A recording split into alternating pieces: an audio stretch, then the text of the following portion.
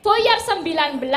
Boyer 19 kuwi obat bentuke apa? A. Cair, B. Padat, C. Serbu. Ya ora ngono ngacung sih. Lah aku le marani piye? Ngacung dulu baru aku ke sono ya. Tarene wiyaga genten dulu. Jagung kunjuk dumateng mempelai berdua. Pak Dalang. Dalem. Nyuwun sewu lho. Apa? Niki wau kula pikantuk weling saking rencangipun Bapak ingkang kagungan kersa. Bu Dr. Sri Sunarmi dosen isi Solo. Niki piyayinipun mresani. Oh nggih, matur nuwun Ibu Sunarmi nggih. Ning anu monitor lumantar streaming. Kan panjenengane mboten saged rawuh mriki, Pak. Nggih awit tugas saking tugas kampus inggih kali Pak Rektor. Pramila Bu Sri Sunarmi wau titip pesen Pak Dalang. Pesene jenengan wacaaken. Lah endi? Sing endi? Kula WhatsApp teng panjenengan. Oh, wah. Jenengan waosaken Pak Dalang. Karo bojone dadak WA barang untuk omong langsung ora. Oh iya. Jenengan buka WA kula. Nggih, engko WA aku tak lebokne WA-mu ya. Iya. Bismillahirrahmanirrahim. Assalamualaikum warahmatullahi wabarakatuh. Waalaikumsalam. Mbak Kesi mohon maaf saya tidak bisa ikut hadir langsung pada pegelaran Mas Kun tadi. Nah, nggih, besok ada tugas ke Universitas Jambi bersama Pak Rektor. Nggih. Salam dari Pasca Sarjana ISI Surakarta. Ditunggu kapan ambil doktor Mas Cahyo Kuntadi maupun Mbak Kesi. Nggih. Nah, nggih, Dokter Hewan mawon kula lah nggih. Ya, men Mbak Elisa wae sing si ombo jangkae. Ditunggu. Oh nggih. Semoga acara nanti malam sukses, menyenangkan dan barokah bagi Mas Suripto, Mas Dalang, sak rombongan semuanya yang hadir dan dunia seni pedalangan. Semoga wayang tetap menjadi tuntunan dan tontonan bagi kita masyarakat Indonesia. Mari kita galakkan agar warga Indonesia kembali mencintai wayang. Jangan sampai kita kalah cinta dengan orang luar negeri yang tidak punya wayang. Sanadyan larang sidik tapi mantap. Tapi ya ndak larang lah untuk Mas Cahyo Kuntadi iki mencela-mencela atau bunjenan Bu. Sudah memberikan kado istimewa Mas Cahyo kepada Mas Suripto, matur nuwun nggih. Sukses Mas Cahyo, Bu Kesi lan Mas Suripto nggih, matur nuwun. Matur nuwun Bu Narmi nggih, sembah nuwun. Nggih, nyuwun duka Bu Narmi nggih. Mbok menawi anggen kula ngempalaken data-data kangge persiapan P3K menika paling randat piyambak. Ha iya. Kuwi arep dadi pegawai tetap. Ya alhamdulillah, Nduk, manut karo kodrate lelakon. Ya. Nanjake bintang tamu Mbak Elisa Orkarus. Suwe, Nduk, ora ketemu akeh penggemar sing takon. Mau bengi jane arep ning Medion parantine ya kudu batal. Yen aku entuk ijol ning Nganjuk, sampeyan nang ndi mambengi, Mbak? Klaten. Alhamdulillah entuk ijol. Ya, Yo men berdiri dihormati nganggo cublak-cublak suweng. Ya, monggo Ca. Dados.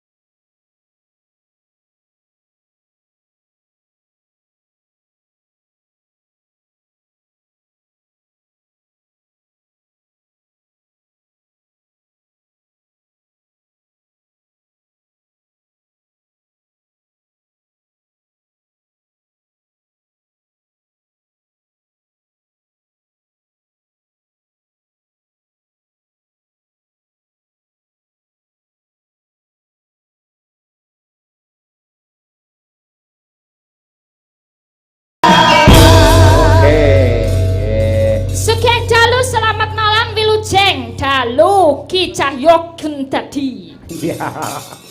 Iya Mbak, sugeng dalu. Macange Malimbo lan kula nyuwun pangapunten kagem panjenenganipun Bapak Suripto.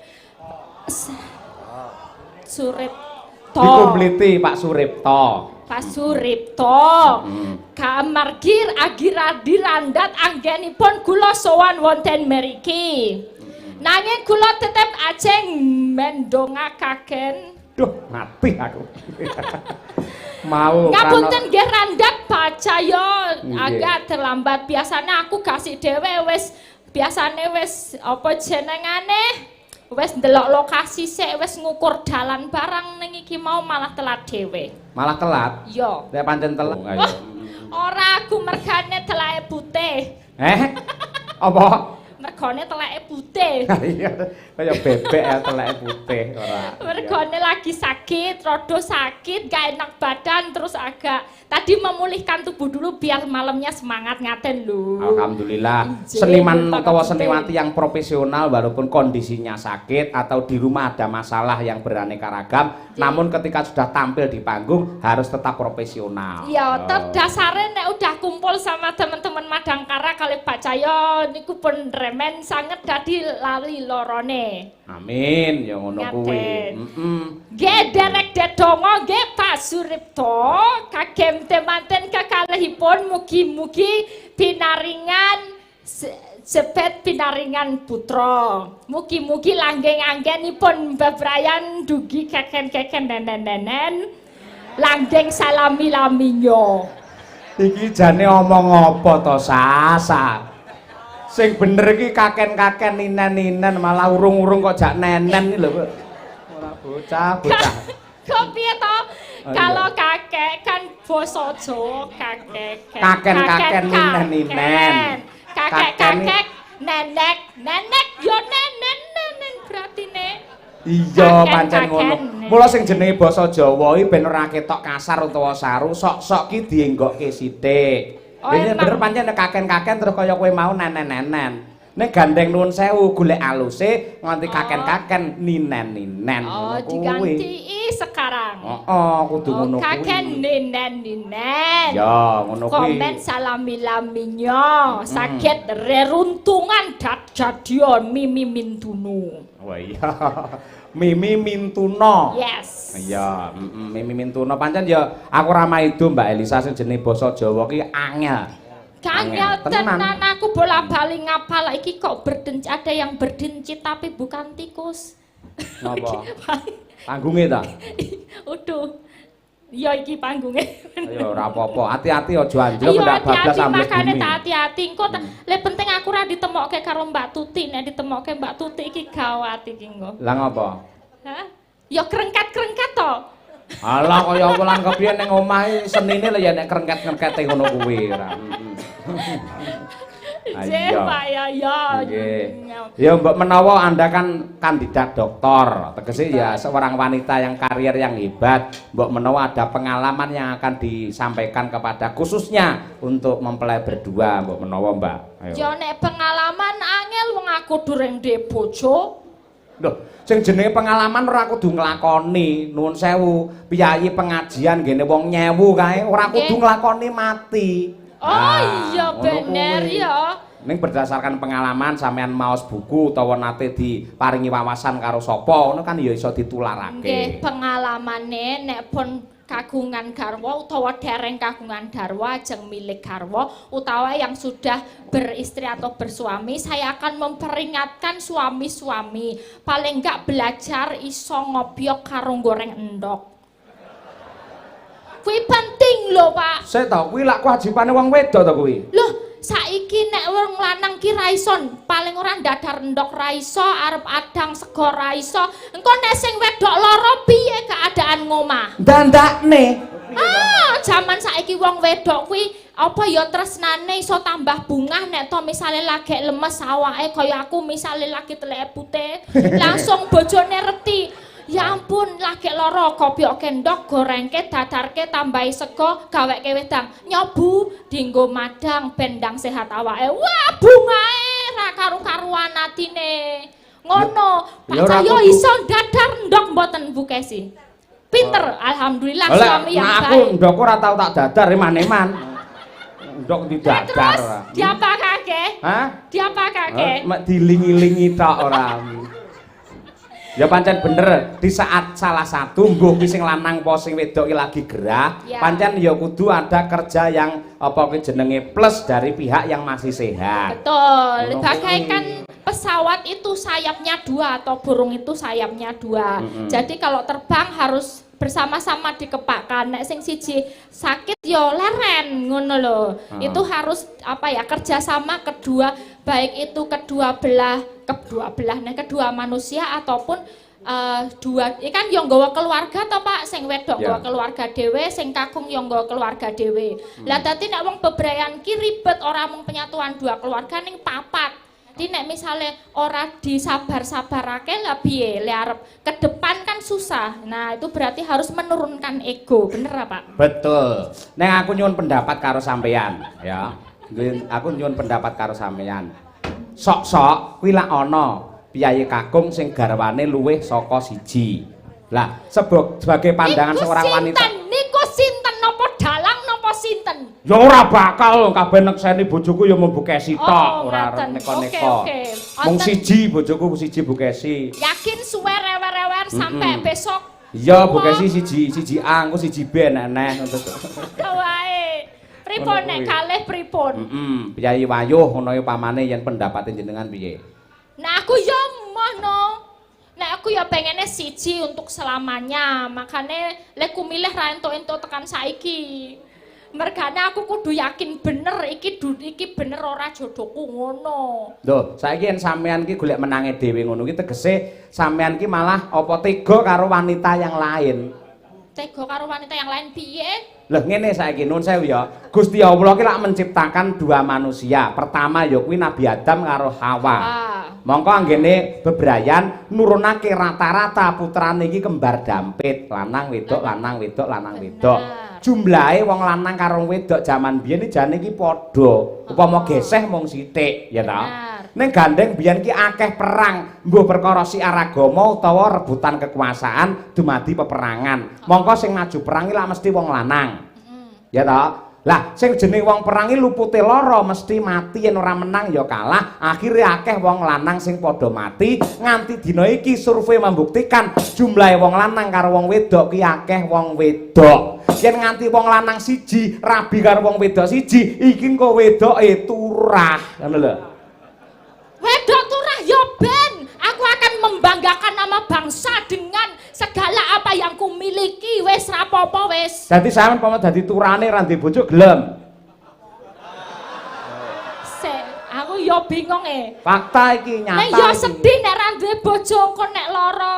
Kaya sing contone kuwi ya ta sing meninggal mau diusung karo sidane ra ono sing ngeterke kuwi.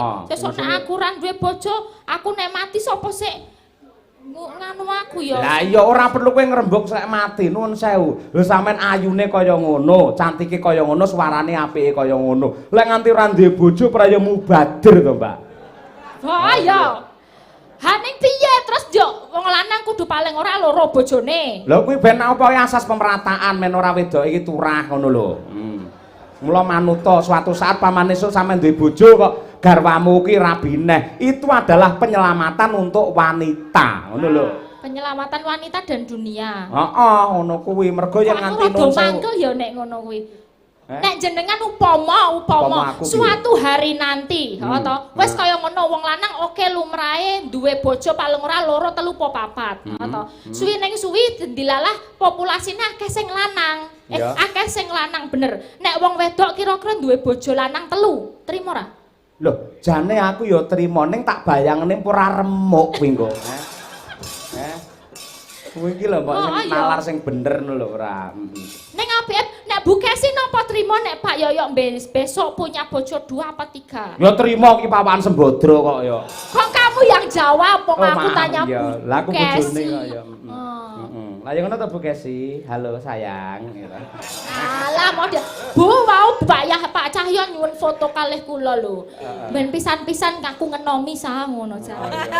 Iya, pancen Elisa. Yen bojoku kuwi pengen wayo. Wah, malah aku seneng ikhlas lahir batin. Yes.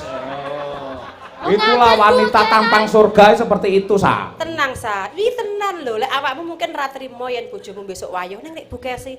Malah alhamdulillah aku sebabnya duwe guru sing menehi aku keyakinan bahwa kalau seorang istri itu mengikhlaskan suaminya menikah lebih dari satu itu pahalanya surga. Loh. Lah ikhlas lho ya, lah ikhlas lho ya. Tenan iku.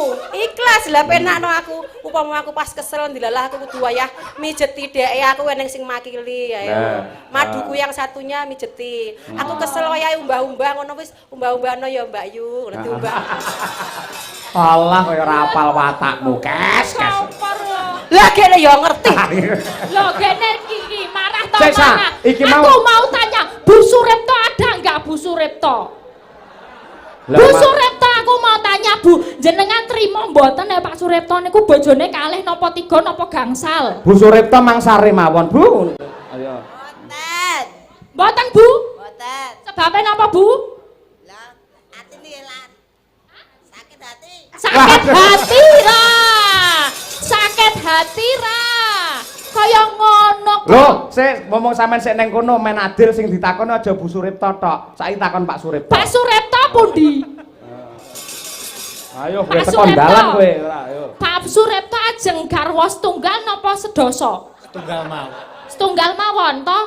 Mergane Mergane pun sekap setunggal mawon. cekap setunggal to Pak. Nek putrane ajeng pinten punan? Putrane pun 3. Pon 3. Garwane mboten tambah melih nggih. Pak Suripto ora tambah garwa. Jenengan kok golek-golek. Pak Suripto ngendika ngono mergo nek Bu Suripto kok. Lah ana Bu Suripto iki ana Bu Kesyok tega-tegane arep nambah garwa. Ayo, iki malah sing debat iki janjane aku karo kowe dhewe to, Sa. Nyapa tekan Bu Kesi, Bu Suripto bareng kok katut-katutne lho. Kan aku mencari masa, berarti sing bener aku yo sakit hati sebagai wong wedok kok diduakan. Lah ngono ki ora perkara sakit hati, yen sampean ki kandha bantah karo aku ngono kuwi nganti nyangking tekan Bu Kesi. Lho sampean sesuk mulih ning Yogya aman. Lah lek nganti aku sesuk teko omah dikabruk bojoku. Lha ngono jenenge ngedu wong omah-omah. Lek nganti Bu Kesi purik nesu karo aku apa kowe gelem dadi wakile? Ayo. Ora. Lah iya ngono aja ngedu wong omah-omah. Ya ora.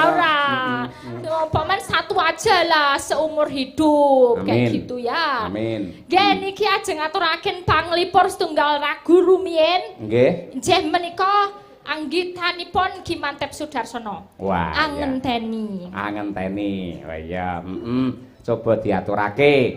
Kuwi ya tembang bab katresnan. Ya, karya sang maestro Ki Haji Mantep Sudarsono. Buat Mbak sinten niku panggilannya Mbak Tias. Mbak Tias sama Mas Ferry. Mas Ferry. Ya, sak bawane, Mbak. Apa? Sak bawane nggih. Nggih, ya coba kaya apa. Mana yen ketaman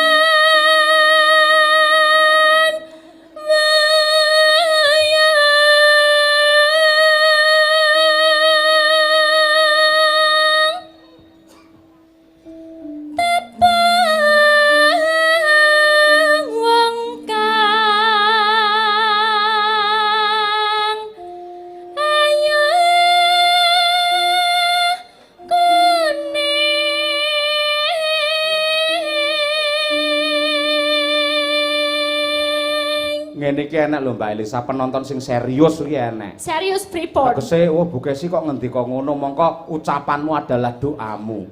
Langsung. Mongko iki lak drama to ngene iki. Oh itu enggak Ngene iki lak terima. gojek, sok ora trimo ngono.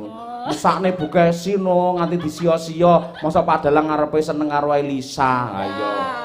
Lek Elisa genah ra gelem, ayo. Lek aku mbuh ayo. Enggak kepercayaan yo. Lah iya ngono kuwi. Iya,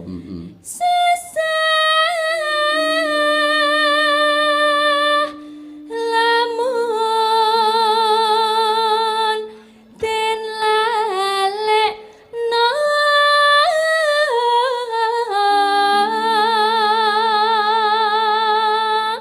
ugi kulaturaken dumateng para kadang-kadang ingkang monitor lumantar YouTube, kanca-kanca Sencaki, Sutresno Cahya Kuntadi, ugi E-lover. Wah, E-lover ngendi-ngendi enek saiki. Sencaki. Wah, aku lagi ngerti tak kira kaya fried chicken KFC. AFC apa? Kuntadi Fans Club. Oh iya. Lah, kowe malah entuk jeneng apik. Tulung digolekne penggemar ya. Ya, arep goleke cabang-cabang gampang. Kok tak channel ke nggonku ya. Disambungke. Golekno kuwi penggemare sing mlebu rono iki para janda-janda ngono ya. Oh, milih. Seneng janda. Iya, sing sabar ngono lho. Terus. Darmane kedes. Ngapa? Ya ampun, aku sadare suwi banget. Apa? Ya ora apa-apa. Sing nomor 1 lho mau. Heeh. Jare golek seneng J. Iki aja kok uncal-uncalne panganan ora pareng. Seneni karo Pak Suripto. Apa tajer ta? Jeruk lho. Ya, iki jenenge jeruk, jer. Ayo. Darmane kedesu manding sanadyan hamong sedelo nambani sasameng ati.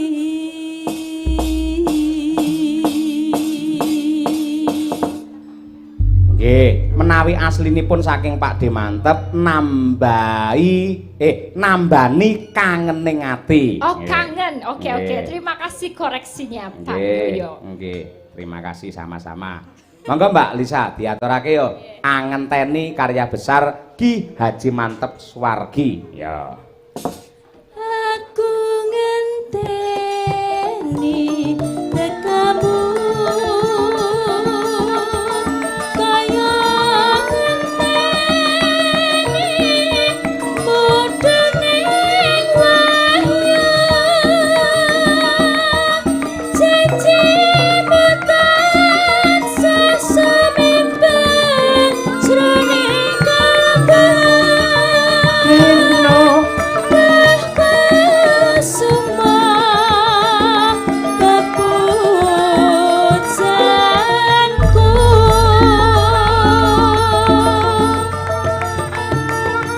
tak jaluk citra janji bahkan masih Nggih, karya Suwargi Ki Mantep Sudarsono.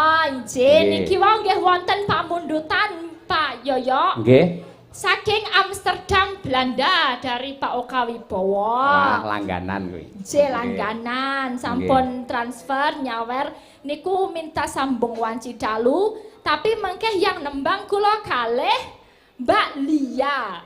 Oh, Mbak Lia. Nggih. Mbak Lia lagi lerek-lerek iki. Lagi lerek-lerek nek pripun Mbak Lia? Nggih. Komen diwakili sanesipun. Pak Oka Wibowo nanti bisa diganti, bisa Mbak Uun ya Pak Oka Wibowo. Nggih, ngoten niku. Niku. Terus wonten titipan malih. Mau jare ana saka Puyer. Ayo. Apa mau? Pak kok wis disebutke aku arep gawe kuis e. Oh, ya gawe kuis sing beda neh no. Ora ayo. Cah cerdas iku kudu beda. Ayo. Oke. Nggih. Lumayan iki Pak, sumpah. Oh, sakmene iki kok. Oke, ini buat yang ada di sini, baik itu pengrawit nopo yang hadir di sini juga boleh, ya toh. Ini sing 5 arep tak bagek-bagekke sing 5 engko dinggo sinden. Ya. Boleh menjawab, boleh menjawab. Sing oleh menjawab sapa ae? Loh, tamune oleh, pengrawit yo oleh, sinden yo oleh, Pak Dalang yo oleh, tukang son yo oleh. Wah, iki wis kesusupan Pak Prapto iki bocah iki san. Ayo. Senengane andung dhuwit, ayo. Loh, lumayan iki engko Bali to le nyumbang. Iya. Ora gotek balen ora. Iya, Sa. Oke. Ada obat obat sing tak iklanke. Obate kuwi ana angkane. Kira-kira apa ya? Ngacung. Wah, sepa Pak sinten iki?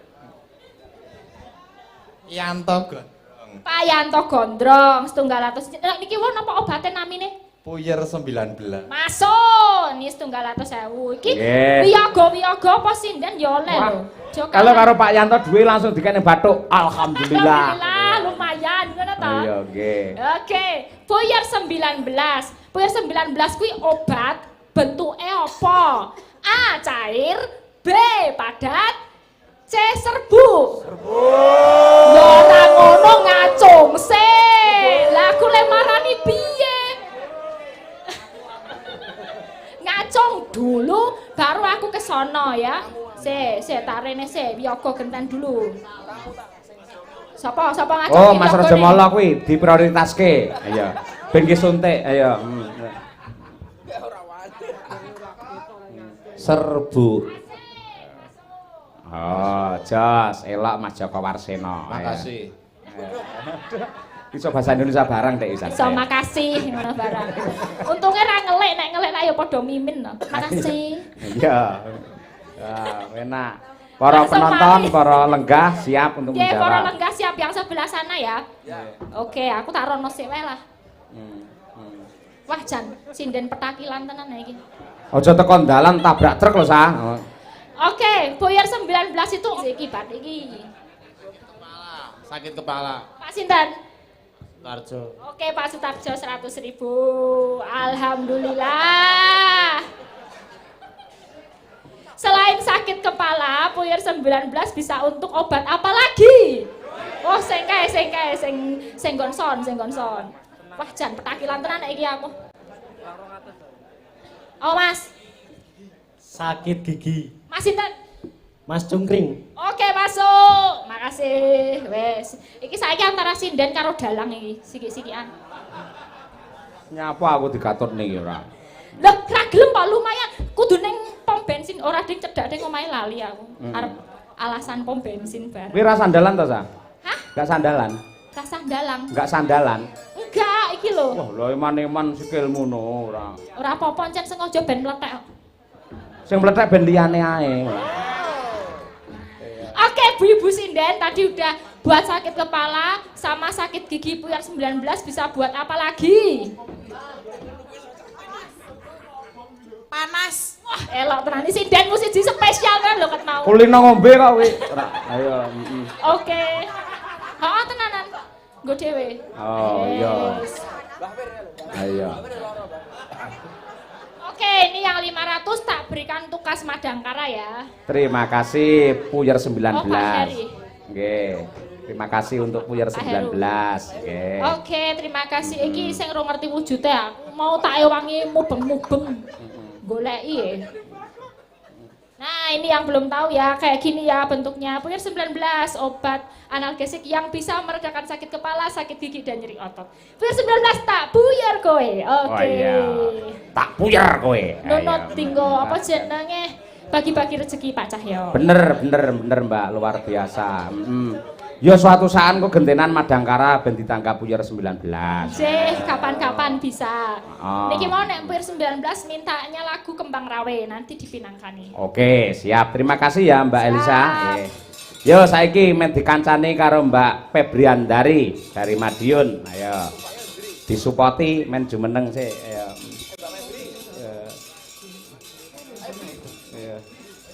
Mbak Febri ya. Ben ketake beda lho sindene. Iki sindene nyari Mbak Febri. Ayo. Iki adike Mbak Manohara. Mosok siban.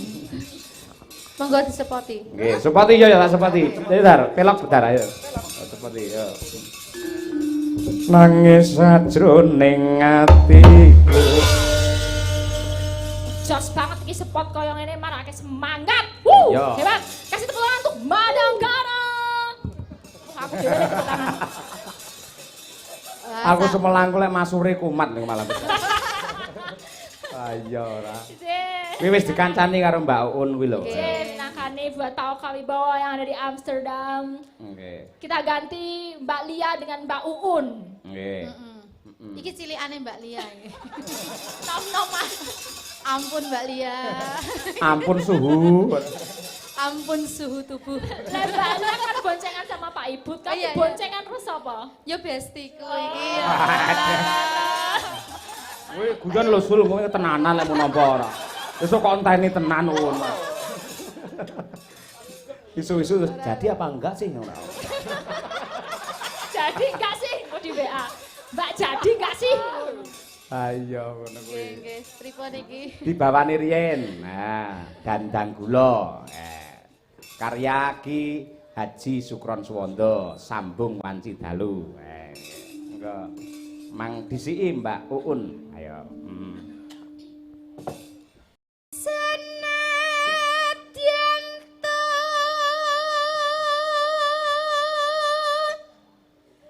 tangkep bumi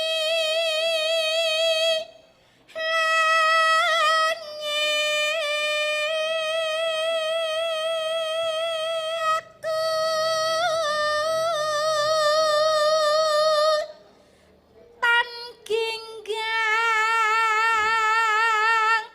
sarek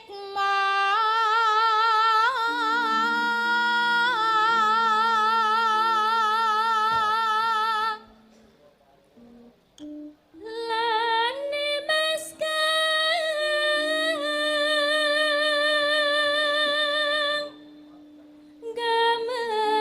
gamas sake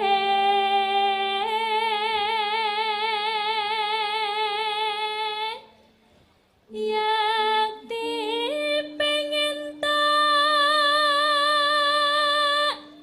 tembang neng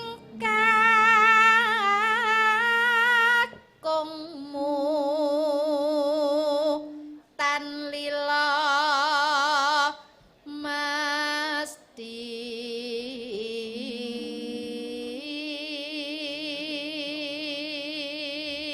Mbak Uun ini lagi seneng-senenge lho Mbak Lisa. seneng-senengnya pripon. Wingi putrane bar mewakili Jawa Timur menjadi dalang bocah, mengikuti festival dalang bocah tingkat nasional, masuk 5 besar terbaik. Yeay, hebat.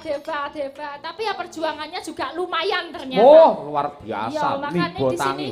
aku nyenggol-nyenggol buat mungkin pemerintah yang bisa lebih mendukung untuk apa sih wakil-wakil atau orang-orang berbakat yang mereka akan maju nasional. Apalagi pemerintah daerah ngerti ki ono bocah berbakat didukung entek-entekan ngono lho, saopo-opane misale saka pengrawit, saka apa macam-macam itu biar nanti mereka maju nasional itu juga maksimal. Ya, betul. Memang harus ada perhatian dan support dari pemerintah. Mergo yang nganti mangkat dhewe ngono ki proses dhewe ngono ki mesake. Mesake tur abot tenan jadi dalang itu kan nggak Ayo. bisa ngijeni. Mosok ya arep dalang nganggo midi ya ora mungkin. Lah iya, mesake Mbak Uun delok to gelange nganti entek lho wisan. Ora iya. Tesih kok setunggal. Oh, isih iya, alhamdulillah. Oke Pak Yoyo, mengke wonten ingkang badhe Ah. nyumbang lagu. Oh, nggih to. Nggih, ingkang Siap. badhe nyanyi. Nggih, Monggo, nggih. sinten? Bibar menika. Yes, Nggih. Nggih. Terus Kandhek ing panggraita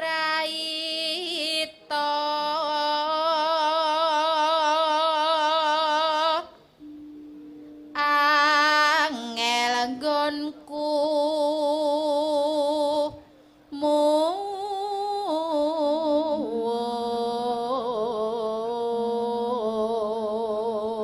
mus Yen rina banget nglangkara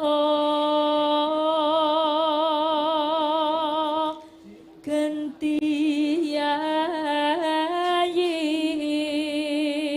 sambung ing wanci ratri